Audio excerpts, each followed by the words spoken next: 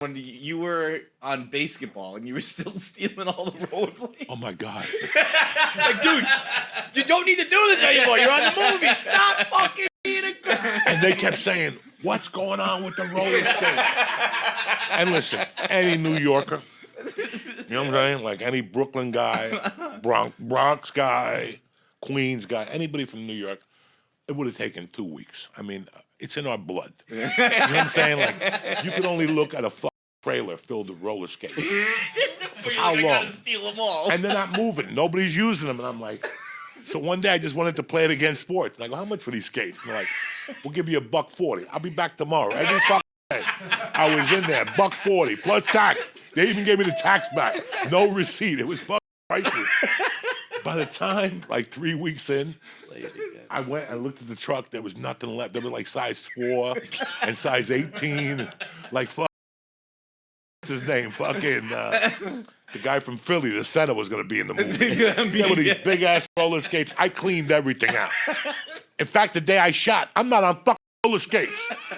I wasn't on, watch that, I'm not on roller skates. I make believe like I'm Ralph Cramden and shit.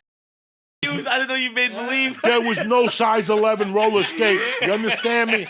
I cleaned them all out. 9, 10, 11, 12, 13. And then the guy started telling me, you have any connections for rollerblades? Because it was rollerblade in LA. He goes, you got to bring me some rollerblades. I go, next movie. Next movie. Oh, dude, that is the best. I mean, stories like that are just so priceless. And then the whole thing, like I was into it, right? Like, oh my God, this is my first chance. I'm going to be a good guy. 3 weeks of going in there, you're not shooting today. So I would just sit in the trailer, fucking 8 hours, losing it. Idle hands, man. You get into. Finally, I would look and see Jenny McCarthy boxing. She had like a little bag with a little trainer, and she'd wear these tight things and a pussy sweat, and I would fucking lose my mind.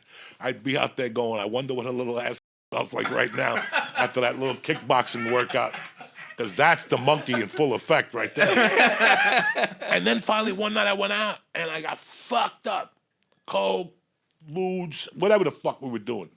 And I went home and just closed my eyes next to my girlfriend. And she goes, you want to ride for the movie? And we were shooting at the LA Coliseum. And I get there, and as soon as I get there, like, you're shooting today. I'm like, what do you mean? Out of all the days. I was coming in to sleep. Like, you're fucking first up. And I was like, oh, I didn't know anything. How did you get, like, how do you break into movies when you're, you know, I mean, a regular guy, you're kind of a hustler.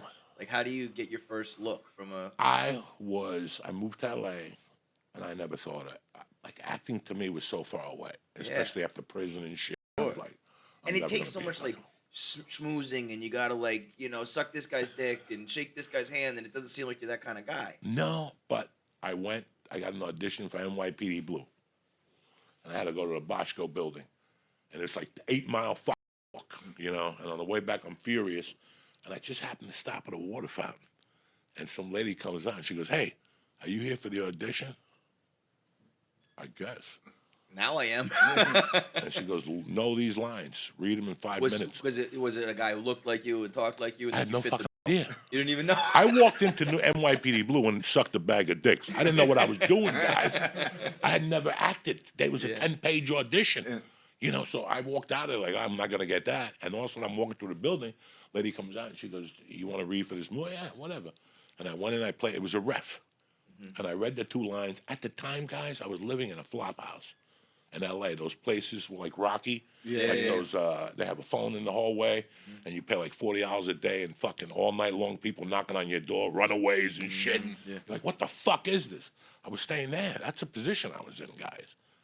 And all of a sudden, somebody goes, Joey Diaz, do you have a phone call? I'm like, what the fuck?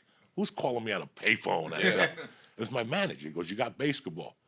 They're going to pay you $5,500 a week. And I'm like, holy shit. What are you talking about? So that's like you hit the fucking lottery. Yeah, but I didn't even have the $1,200 for SAG.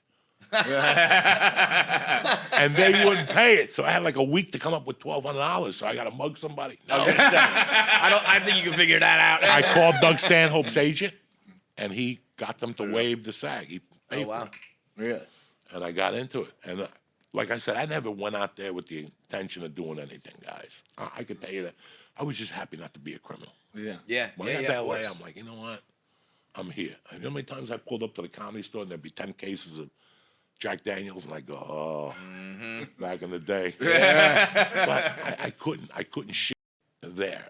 At this point for basketball, that's after all the kidnapping and the crazy shit. Oh went yeah, down. yeah, yeah. So yeah. and The that kidnapping was '87. Yeah, that's a long time ago. Basketball was like '98. So by that point, like, did that wasn't a problem for you? Did people like look up your history and have an issue with it? Or No, you were that's the born with problem. it? They don't look up shit. You're walking on Wow. eggshells the whole time, going, "Can we speak to you for a second?" Yeah. That's what. I've had people tap me on the shoulder before. And Yeah. Hey man, we did a background check. We got a problem. Right. Right. I was wondering that while reading the book because they were like, how do you think you'd fare as a criminal in modern times? Because there were so many times where you're like, and then I just moved.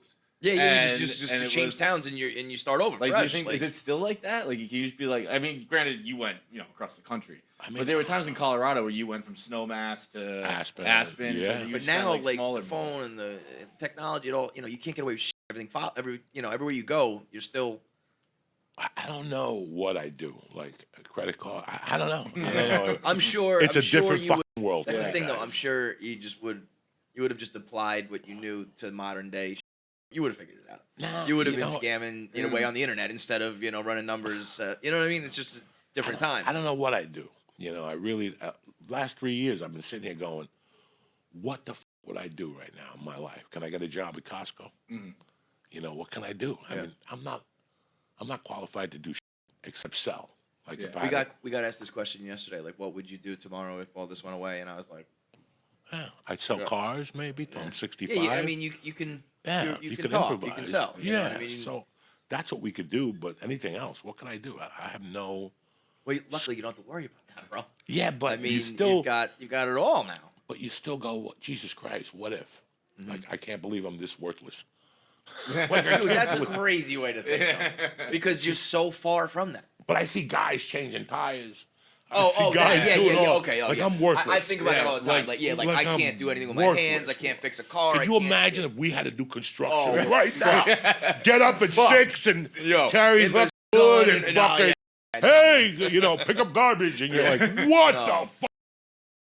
No way. I had a guy come to my apartment the other day asking where the radiator was, and I know what a radiator is, but I was like, I don't know. Actually, Can't even it was find like it, let hidden alone behind a plant, fix so I it. just don't see it often.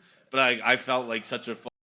Yeah. I can't tell this man where to do his work. But you know because what? Those same guys would be like, I could never get on stage in front of That's true. 10,000 people and make them No, laugh. that's you true know? too. So, So it's everybody's got what they're good at. it's a win-win or win-loss, whatever the fuck you want to call it. It's